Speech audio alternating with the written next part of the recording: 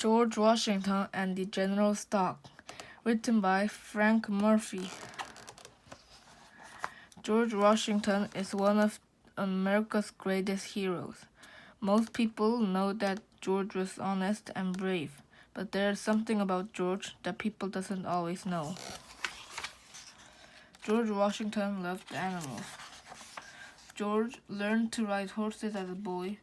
Sometimes he rode into town. George rode fast, but he never fell. People said he was the best driver they had ever seen. When George grew up, he moved to a farm called Mount Vernon. Every day, George checked out the horses and hogs. He checked on the oxen, mules, and sheep, but he spent the most time with his dogs. George had a lot of dogs. He owned 36 dogs in his lifetime. He took them hunting. He played with them. He even gave them cute names like Mopsy, Sweet Lips, and True Love. Sometimes George spoiled his dogs. He let them run around the house. One day, George's wife, Martha, cooked the ham for dinner. George's dog, Vulcan, jumped up and stole the ham right over the table.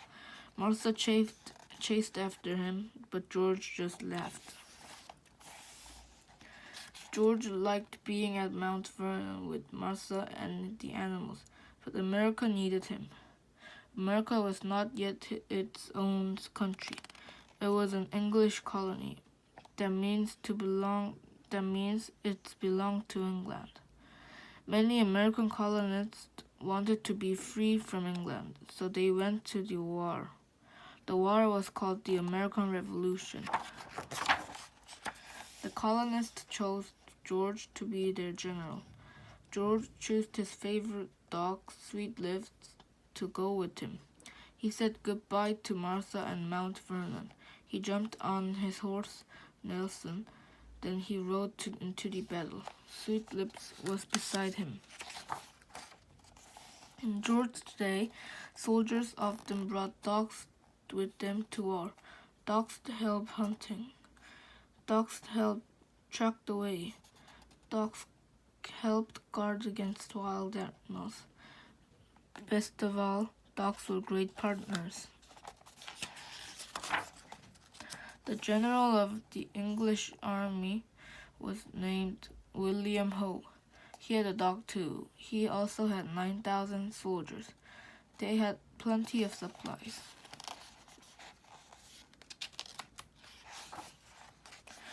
George did not have nearly as many supplies. Sometimes his soldiers were cold. Sometimes they were hungry, but they did not give up. In the fall of 1777, George's troops went to Pennsylvania. They were fighting the English troops. Guns fired, rat-a-tat-tat. Cannons roared, boom, bang. Smoke filled the air. Finally, the fighting ended. The English soldiers went to their camp. The battle was over for the day. The smoke began to clear. George noticed a dog without a soldier. It looked lost. George bent and pat the dog's head. The dog followed George back to the colonist camp. He wagged his tail. Whose dog is this? Wondered George. George looked at the dog's collar. The tag had a man named on it. That name was William Howe. William Howe? George couldn't believe his eyes. William Howe was their enemy. Word about the enemy dog spread through camp. Some of George's men wanted to keep the dog, but George said no. George believed the dog belonged with his master. George and his friend Alexander Hamilton write a note to General Howe. The note said that George wanted to return the dog. Both sides raised the white flag. The white flag means no one could fight. George's soldiers walked the dock across the battlefield. They gave back them to General Howe. People in England found about George's good deed. The English still wanted to beat George and win the war, but now they respect him. Some English people even liked him. They had never heard a story of such great kindness between enemies. In 1783, America won the war against England. America became its very own country.